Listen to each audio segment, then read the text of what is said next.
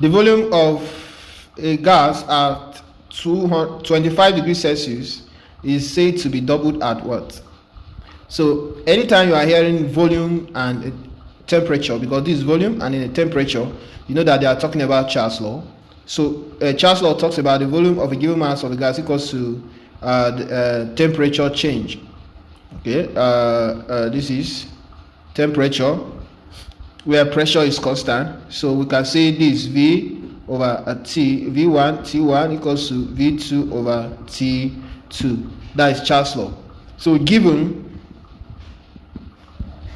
that T1 is equals to 25 degrees Celsius, but we have to convert this 25 degrees Celsius to Kelvin, because this temperature, standard unit for temperature is Kelvin. So Kelvin, the absolute temperature is 273. So when we convert this 25 plus 273, that will give us 298 Kelvin.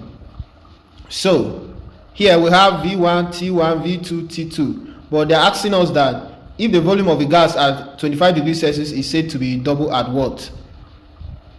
So that means they're asking us at what temperature will the volume be doubled. So using this, what I'm going to say that we have gotten our T1, our V1, we don't know it, but we know our V2 to be equal to 2 times the V1, because the V1, whatever the value of V1 is, when the V1 is doubled, what will be the temperature? So that is our concern. So and then our temperature 2 is what we are looking for.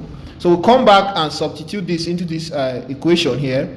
V1 is, we don't know it yet, we'll leave it that way. T1 is 298, is equal to V2, we know that is double V1 divided by T2, which is what we are looking for.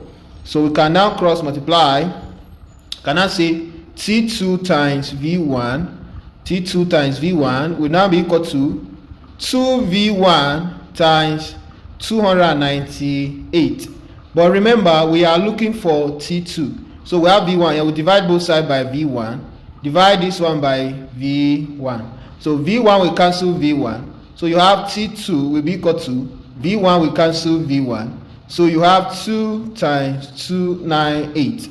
So T2 will now be equal to 2 times 298, which is going to give you, this is going to give you 596 kelvins.